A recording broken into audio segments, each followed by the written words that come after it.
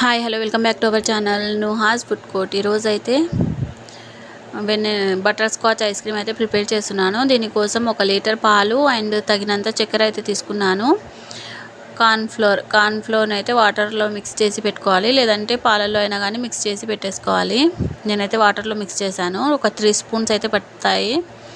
Litre పాలకి 3 spoons లేదా 4 spoons వేసినా పర్లేదు. బటర్ స్కాచ్ ఎసెన్స్ చాలా సింపుల్ అండ్ ఈజీ. మనకు ఫ్రెష్ క్రీమ్ దొరకనప్పుడు అయితే పాల మీద మిగడని స్టోర్ చేసి ఒక టూ డేస్ వేసుకుంటే సరిపోతుంది. పాలను ఒక పొంగు వచ్చేంత వరకు మరిగించి ఇందులో మనం తగినంత చక్కెర అయితే వేసేసుకోవాలి. చక్కెర మనము పాల మీద మీగడ తీసివేస్తాం కాబట్టి క్రీమ్ కోసము స్వీట్నెస్ తగ్గిపోతుంది. మామూలుగా అయితే 1/2 లీటర్కి మనకు 15 స్పూన్స్ అయితే సరిపోతుంది. ఇంకా ఫ్రెష్ క్రీమ్ చేస్తున్నాం కాబట్టి, ఫ్రెష్ క్రీమ్ బదులు మిగడని యాడ్ చేస్తున్నాం కాబట్టి కొంచెం ఎక్స్ట్రా వేసుకోవాలి. సో నేనైతే కొంచెం ఎక్కువనే వేసాను.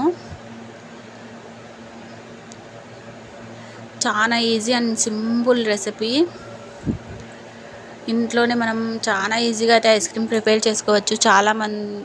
బయట ఎప్పుడు తయారు చేసి పెట్టి ఉంటారు కదా, అట్లా కాకుండా ఇంట్లో ఎప్పటికప్పుడు తయారు చేసేసుకొని ఒక రోజు ముందు తయారు చేసుకుంటే మనం మరుసటి రోజు తినటానికి రెడీ అవుతుంది ఐస్ క్రీము.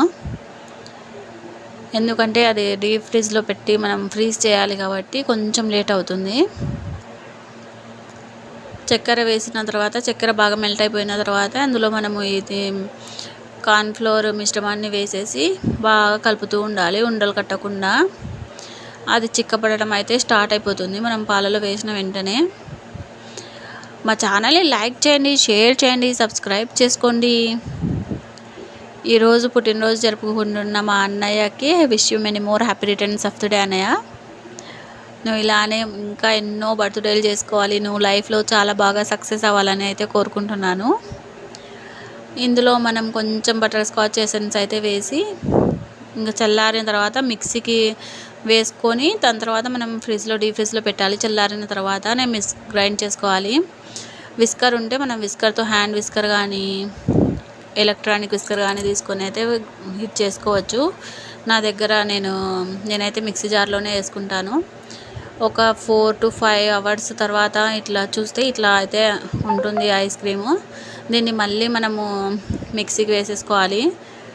వేసేటప్పుడు క్రీమ్ పాల మీద మీగడ వేసి మిక్సీ అయితే వేయాలి.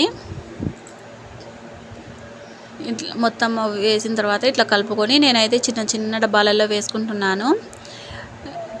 బటర్ స్కాచ్ కాబట్టి షుగర్ క్రమ్స్ కోసం నేనైతే షుగర్ అండ్ కొంచెం నెయ్యి వేసి జీడిపప్పు వేసి క్యారమలైజ్ చేసి దాని తర్వాత దాన్ని మళ్ళీ స్మాష్ చేసేసి ఇట్లా పైనుంచి జల్లుకోవాలి. చాలా మంచి టేస్ట్ అయితే ఉంటుంది. ఎంతో రుచికరమైన బటర్ స్కాచ్ ఐస్ క్రీమ్ ఇంట్లోనే చాలా తక్కువ డబ్బులకే మనం చేసుకోవచ్చు.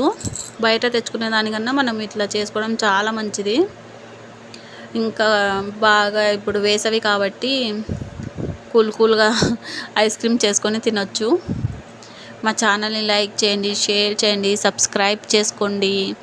నెక్స్ట్ ఏ రెసిపీ కావాలో కామెంట్ చేసేయండి. అందరూ బాగుండాలి, అందులో మనం ఉండాలి. పైనుంచి కొంచెం చాక్లెట్ సిరప్ అయితే వేసుకొని చాకోస్ వేసుకొని సర్వ్ చేసేయడమే అండి. చాలా easy and simple ice cream butter scotch. నేనైతే కలర్ అయితే యాడ్ చేయలేదు, వైట్గానే ఉండనివ్వండి అని చెప్పైతే నేను కలర్ యాడ్ చేయలేదు.